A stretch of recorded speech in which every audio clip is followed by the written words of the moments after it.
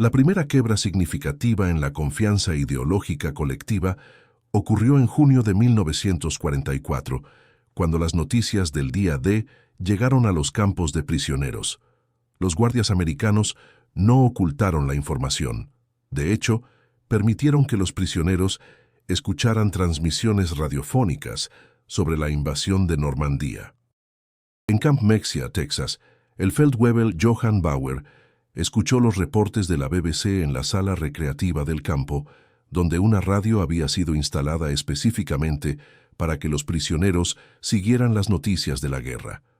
La propaganda alemana había insistido durante meses que cualquier invasión aliada sería repelida en las playas, que el muro atlántico era impenetrable. Pero los reportes hablaban de 156,000 soldados aliados desembarcando exitosamente el primer día, con más llegando cada hora. Nos miramos unos a otros sin hablar, recordaría Bauer en 1982. Si los americanos podían montar una operación de esa magnitud mientras alimentaban a 500,000 de prisioneros con helado, ¿qué más podían hacer? Los confrontos subsecuentes no fueron militares, sino informativos, cada uno erosionando un poco más la narrativa nazi. En julio de 1944, el campo de prisioneros en Camp Blanding, Florida, recibió un cargamento de revistas Life y Saturday Evening Post que los censores habían aprobado para distribución. Las fotografías mostraban la producción industrial americana, fábricas Boeing construyendo un B-17 cada hora, astilleros Kaiser produciendo un Liberty Ship completo en 4 días, líneas de ensamblaje de tanques Sherman operando las 24 horas en Detroit. El Lieutenant Friedrich Kessler, ingeniero en su vida civil, estudió las fotografías con intensidad creciente. Calculó mentalmente: si una sola fábrica producía 24 bombarderos diarios y Estados Unidos tenía docenas de fábricas, la producción mensual debía ser astronómica. Comparó esto con lo que conocía de la producción alemana en Messerschmitt y Focke-Wulf, donde los bombardeos aliados habían reducido drásticamente la capacidad. Los números no mienten, dijo Kessler a un grupo de compañeros oficiales esa noche. Incluso si cada uno de nuestros pilotos derribara 3 aviones americanos, ellos construirían 10 más antes de que acabara la semana. Las estadísticas comenzaron a formar un patrón inescapable. En agosto de 1944, después de la liberación de París, algunos prisioneros recibieron cartas de familiares en territorios liberados.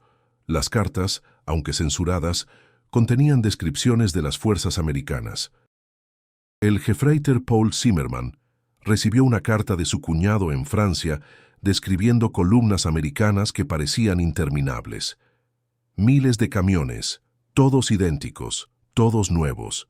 Los soldados tienen uniformes limpios, botas sin agujeros. Cada unidad tiene sus propios vehículos de suministro.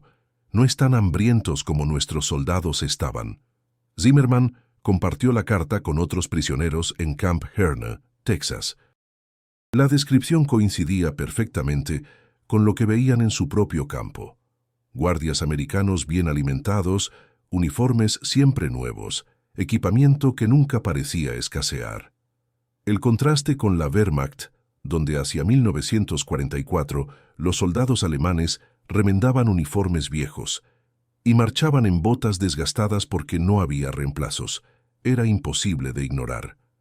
Las tentativas de mantener la fe nazi enfrentaron realidades cada vez más difíciles de racionalizar. En Camp Alba, Oklahoma, un grupo de oficiales SS, liderado por el Hauptsturmführer Werner Graf, intentó organizar sesiones de reeducación ideológica para contrarrestar lo que llamaban propaganda por confort. Graf argumentaba que el trato generoso era exactamente lo que los judíos y comunistas americanos querían: debilitar la resolución alemana haciéndolos dependientes de lujos capitalistas. Pero incluso mientras Graf daba sus discursos, los prisioneros podían oler el pan fresco, horneándose en la panadería del campo. Podían ver a compañeros jugando softball en campos deportivos perfectamente mantenidos. Podían tocar los libros nuevos en la biblioteca del campo, que contenía más de 5.000 volúmenes en alemán. Cuando Graf intentó organizar un boicot a la cantina como protesta simbólica, solo 12 de los 400 prisioneros en Alba participaron, y el boicot colapsó en 3 días. El análisis de material capturado fluyó en ambas direcciones, pero las conclusiones eran devastadoras para un lado solamente. En septiembre de 1944, algunos prisioneros alemanes que habían sido ingenieros o técnicos fueron consultados por oficiales de inteligencia americanos sobre equipamiento alemán capturado. El proceso era voluntario y pagado, parte del esfuerzo de guerra americano por entender la tecnología enemiga. El Oberfeldwebel Ernst Müller, especialista en motores, fue llevado a examinar un tanque Panther capturado que había sido transportado a Fort Knox para análisis. Müller esperaba sentir orgullo patriótico al ver la superior ingeniería alemana. En cambio, notó inmediatamente los signos de producción apresurada: soldaduras irregulares, componentes eléctricos de calidad inferior, transmisión propensa a fallos, porque las aleaciones apropiadas ya no estaban disponibles en Alemania. Le mostraron luego un Sherman americano de producción reciente. La construcción era más simple, pero infinitamente más robusta, diseñada para producción en masa y mantenimiento fácil. El Sherman puede ser reparado por un mecánico promedio con herramientas estándar en 2 horas, explicó el capitán americano. El Panther requiere especialistas y piezas específicas que su país ya no puede producir consistentemente. Müller escribió esa noche en su diario: construimos obras maestras mientras ellos construyen en masa. Pero en guerra, 100 tanques funcionales valen más que 10 obras maestras. Los testimonios de prisioneros recién llegados en 1945 trajeron las noticias más sombrías. Los capturados en la batalla de las Ardenas, en enero de 1945, llegaron a los campos americanos describiendo un ejército alemán al borde del colapso total. El grenadier Hans Weber, de apenas 17 años, capturado cerca de Bastogne y enviado a Camp Carson en Colorado, contó historias que horrorizaron a los prisioneros veteranos. No teníamos combustible suficiente para los tanques, explicó Weber a un grupo reunido en el barracón.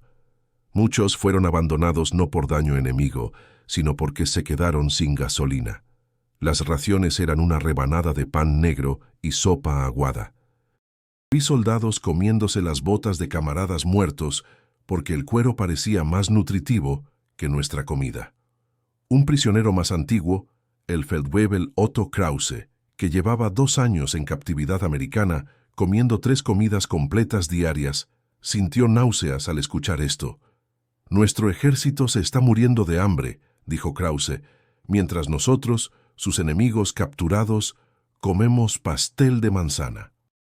El clímax psicológico llegó en abril de 1945, cuando las primeras fotografías de los campos de concentración liberados comenzaron a circular. Los comandantes americanos tomaron una decisión deliberada: mostrar las evidencias del Holocausto a los prisioneros de guerra alemanes. En Camp Clinton, Mississippi, el 20 de abril de 1945, se proyectó un documental que mostraba las condiciones en Bergen-Belsen y Buchenwald. Las luces se apagaron en el auditorio del campo, donde 800 prisioneros alemanes habían sido congregados obligatoriamente. La pantalla mostró pilas de cadáveres, sobrevivientes esqueléticos, cámaras de gas, hornos crematorios. El silencio en el auditorio era absoluto, excepto por el proyector y los sonidos ocasionales de vómitos, cuando algunos prisioneros no pudieron contener la reacción física. Cuando las luces se encendieron, el coronel Patterson, comandante del campo, habló sin notas. Esto es lo que su gobierno hizo. Esto es lo que su ideología produjo.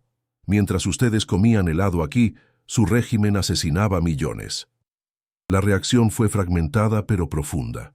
Un grupo de prisioneros nazis endurecidos, quizás 50 de los 800, gritaron que era propaganda falsa, que las imágenes eran falsificaciones judías, pero la mayoría se quedó en silencio, procesando lo que habían visto. El Feldwebel Gustav Richter, cuyo diario había documentado meticulosamente su transformación durante 2 años de cautiverio, escribió esa noche: «Si esto es real, y cada instinto me dice que lo es porque ninguna falsificación podría capturar ese nivel de horror, entonces todo por lo que luchamos fue una mentira. Peor que una mentira, fue un mal absoluto».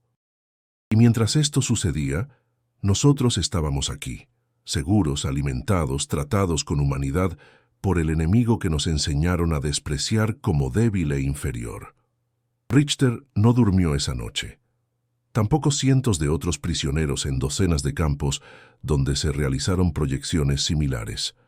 Las proporciones devastadoras del contraste final emergieron cuando la guerra terminó en mayo de 1945. Los prisioneros americanos liberados de campos alemanes comenzaron a regresar y algunos fueron asignados como guardias en los campos de prisioneros de guerra, donde los roles ahora estaban invertidos. En Camp Mexia, Texas, el sargento James Morrison, liberado de Stalag 17B, asumió su puesto como guardia en junio de 1945.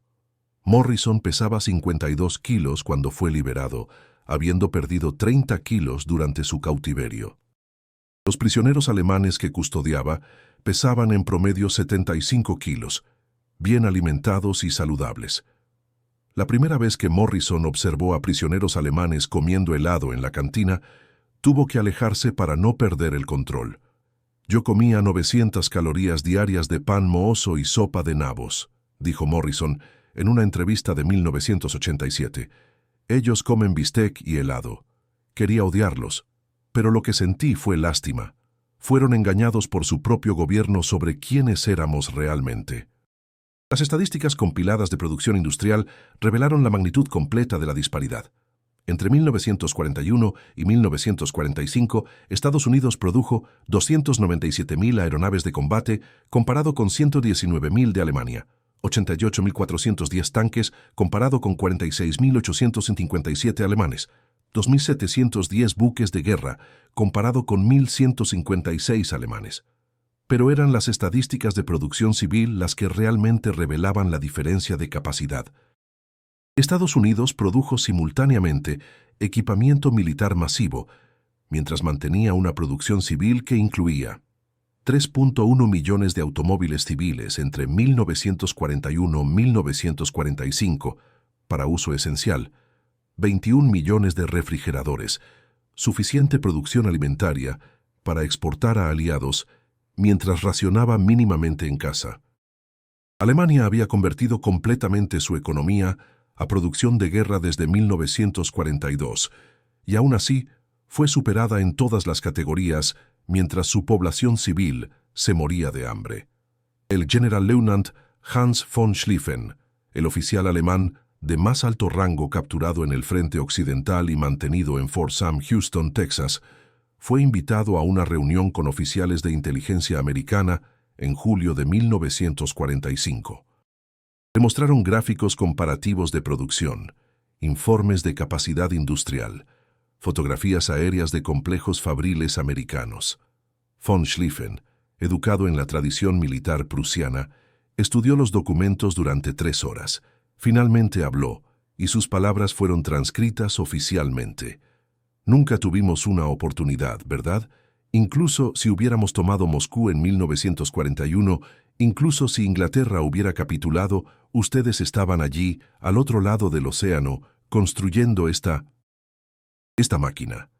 Nos enseñaron que eran débiles, divididos, decadentes, pero una nación verdaderamente débil no puede alimentar a sus enemigos capturados mejor que nosotros alimentábamos a nuestros propios soldados. Perdimos esta guerra antes de que comenzara, perdimos porque construimos nuestro sistema sobre mentiras, mientras ustedes construyeron el suyo sobre capacidad real». Esta cita circuló entre los campos de prisioneros, compartida en cartas entre prisioneros, discutida en reuniones nocturnas. Representaba el punto de no retorno estratégico, no militar, sino psicológico. El momento en que incluso los líderes militares alemanes reconocieron que la derrota no había sido cuestión de estrategia táctica o mala suerte, sino de una incompatibilidad fundamental entre dos sistemas. Uno basado en propaganda y coerción, otro basado en productividad real y consenso democrático, y los 425.000 prisioneros alemanes en suelo americano habían vivido las consecuencias de esa diferencia en cada comida, en cada paquete de la Cruz Roja, en cada cono de helado. Las consecuencias inmediatas de esta transformación psicológica fueron evidentes en las tasas de repatriación.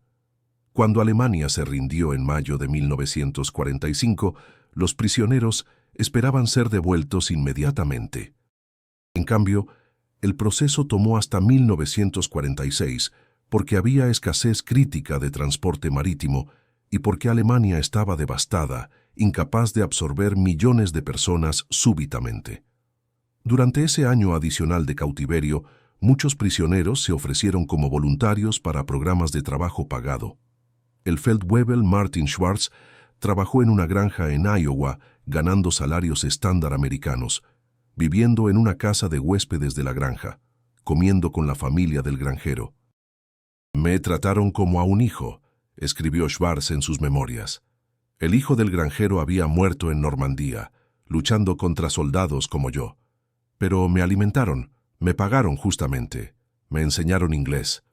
Cuando finalmente volví a Alemania en marzo de 1946, llevaba $400 ahorrados, más dinero del que había visto en mi vida. El impacto estratégico en la Alemania de posguerra fue silencioso pero profundo. Los 425.000 prisioneros repatriados se convirtieron en vectores de información sobre la realidad americana. En pueblos y ciudades devastadas donde la población había creído la propaganda nazi hasta el final, estos veteranos contaban historias diferentes. El Obergefreiter Klaus Hartmann, que había cruzado las puertas de Camp Büttner en 1943 esperando tortura, regresó a su pueblo natal de Heidelberg en junio de 1946. En reuniones en sótanos y cocinas, contó sobre los campos americanos, sobre el helado, sobre bibliotecas con miles de libros, sobre cantinas donde un soldado enemigo capturado podía comprar Coca-Cola. Al principio no me creyeron, recordaría Hartmann. Pensaban que había sido sometido a lavado de cerebro. Pero cuando llegaron otros prisioneros de otros campos con las mismas historias, la gente comenzó a preguntarse, si los americanos nos trataron así cuando éramos enemigos, ¿cómo tratarán a sus aliados ahora? Las autoridades de ocupación aliadas en Alemania documentaron cambios en actitudes públicas. Informes de inteligencia de 1946-1947 notaron que las zonas con mayor concentración de prisioneros repatriados mostraban mayor receptividad a programas de desnazificación y reeducación democrática. El oficial de Asuntos Civiles americano, capitán Robert Henderson, quien había sido comandante de Camp McCain y luego fue asignado a gobierno militar en Baviera, escribió en un informe de septiembre de 1946. Los veteranos que estuvieron en cautiverio americano son nuestros mejores embajadores. Cuando distribuimos alimentos del Plan Marshall, estos hombres les dicen a sus vecinos, «Yo les dije que América tenía abundancia. Yo les dije que podían darse el lujo de ayudarnos». La propaganda nazi pintó a América como enemiga. Nosotros los alimentamos con helado y ahora ellos nos ayudan a reconstruir su país. Las estadísticas finales de la experiencia de prisioneros revelaron el alcance del experimento social. De 425.000 prisioneros alemanes mantenidos en Estados Unidos, solo 2.222 intentaron escapar durante toda la guerra, una tasa de menos del 0.5%, extraordinariamente baja comparada con otros sistemas de campos de prisioneros. Solo 254 alemanes murieron durante su cautiverio, la mayoría por accidentes laborales o causas naturales, una tasa de mortalidad del 0.06%, prácticamente idéntica a la tasa de mortalidad de soldados americanos en la misma demografía durante el mismo período. En contraste, aproximadamente 93.000 prisioneros americanos murieron en cautiverio alemán y japonés, una tasa de mortalidad del 16%. Los números contaban una historia de dos filosofías radicalmente diferentes sobre cómo tratar a seres humanos, incluso enemigos. La comparación final de recursos explicaba por qué América pudo mantener este nivel de trato. El PIB de Estados Unidos en 1944 fue de $210.000 millones, comparado con $75.000 millones del Reich alemán antes de su colapso territorial. La producción de acero americana en 1944 fue de 89.6 millones de toneladas, comparada con 28.5 millones alemanas. La producción agrícola americana en 1944 excedió las necesidades domésticas en un 40%, permitiendo exportaciones masivas a aliados, mientras Alemania importaba desesperadamente alimentos de territorios ocupados que se agotaban rápidamente. Estados Unidos operaba con 67% de su fuerza laboral en trabajo civil productivo, mientras mantenía 12 millones en servicio militar. Alemania había movilizado 75% de su población masculina adulta para 1944, destruyendo su economía civil. Los números explicaban cómo una nación podía dar helado a prisioneros enemigos. Capacidad industrial sin precedentes combinada con protección geográfica de 2 océanos.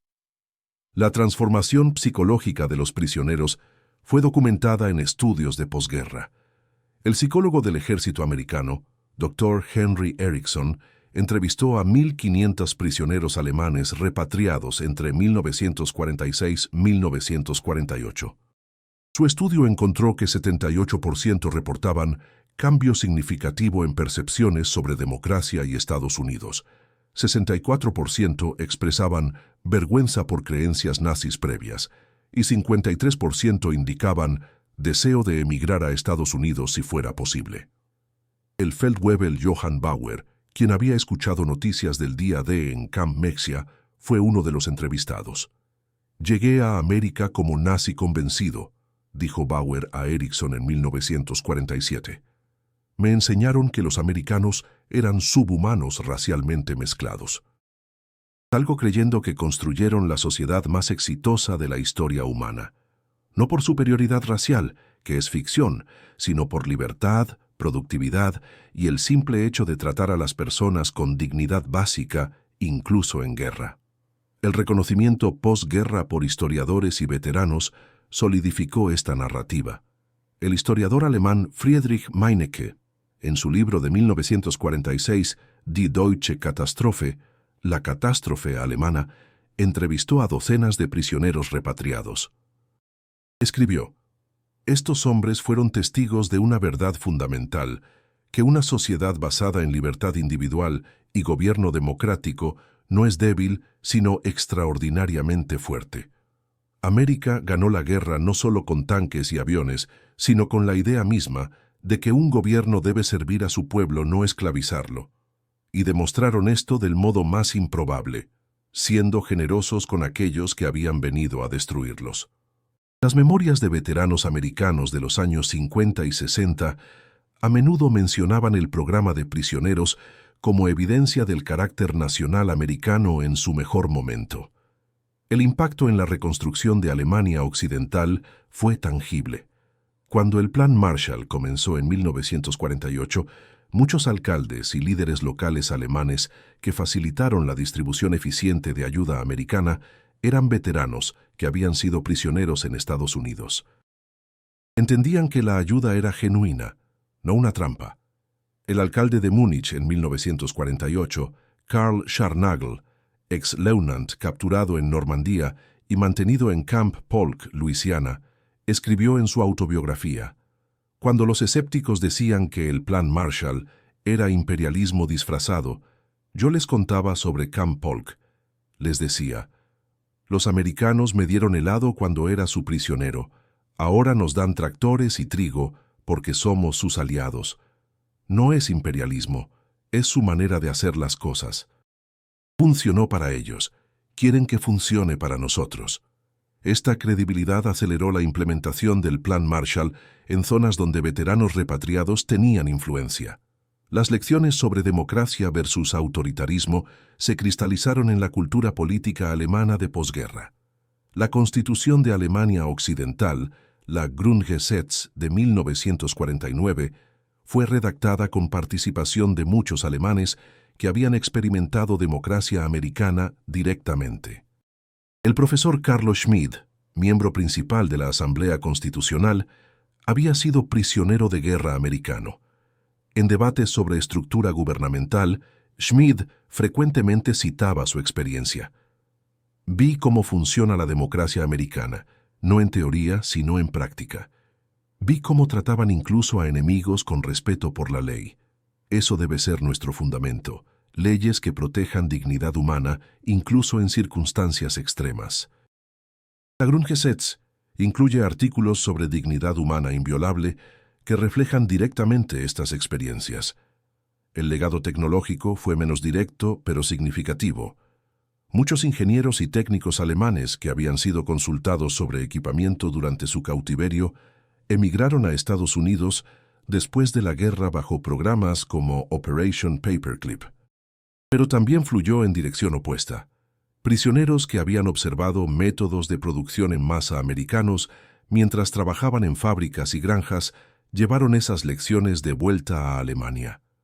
El Wirtschaftswunder, milagro económico, alemán de los años 50, incorporó técnicas de gestión y producción que muchos trabajadores alemanes habían aprendido indirectamente durante cautiverio, observando la eficiencia sistemática americana. El legado doutrinario fue más profundo. La doctrina militar alemana de posguerra, desarrollada para la Bundeswehr en los años 50, enfatizaba la importancia de logística, sostenibilidad y bienestar de tropas, lecciones aprendidas dolorosamente sobre lo que sucede cuando un ejército opera sin base industrial adecuada. El general Hans Speidel, primer inspector general de la Bundeswehr y exprisionero de guerra americano, escribió en manuales de doctrina militar: la guerra moderna es 90% logística y 10% táctica. Los americanos lo entendieron, nosotros no. Un ejército que no puede alimentar a sus soldados no puede ganar guerras, sin importar cuán brillantes sean sus generales. Esta filosofía se convirtió en fundamento de doctrina militar de la OTAN. La cita final que resume el legado vino del Generalleutnant Hans von Schlieffen en 1967, durante una conferencia sobre la Segunda Guerra Mundial en Heidelberg. Con 82 años, veterano de 2 guerras mundiales, exprisionero americano, von Schlieffen dijo a una audiencia de estudiantes alemanes y americanos: en 1945, después de ver las estadísticas de producción americana, le dije a mis captores que Alemania nunca tuvo una oportunidad. Estaba equivocado. Alemania tuvo una oportunidad. Elegir democracia sobre tiranía, verdad sobre propaganda, cooperación sobre dominación. Elegimos mal y pagamos el precio. Pero América nos dio algo que no merecíamos: una segunda oportunidad. No con armas, no con ocupación brutal, sino con helado, con Coca-Cola, con el simple acto de tratarnos como seres humanos cuando éramos sus enemigos. Esa generosidad demolió la propaganda nazi más efectivamente que cualquier bomba. Y por eso, la deuda de Alemania con América no es solo por ganar la guerra, sino por mostrarnos cómo se ve una sociedad verdaderamente civilizada. 22 años después de que el Obergefreiter Klaus Hartmann cruzara las puertas de Camp Büttner, esperando tortura y encontrara helado, la historia completa quedó clara. Los 425.000 prisioneros alemanes que regresaron a casa llevando historias de abundancia americana en medio de guerra, no solo habían presenciado capacidad industrial superior. Habían presenciado una demostración práctica de que una democracia libre podía ser más fuerte, más productiva y más humana que cualquier dictadura, incluso en las circunstancias más extremas. La propaganda nazi había prometido a los prisioneros hambre en cautiverio americano. Recibieron helado en su lugar y ese simple acto de abundancia casual ayudó a reconstruir Alemania sobre nuevos fundamentos, no de supremacía racial y control autoritario, sino de dignidad humana y gobierno democrático.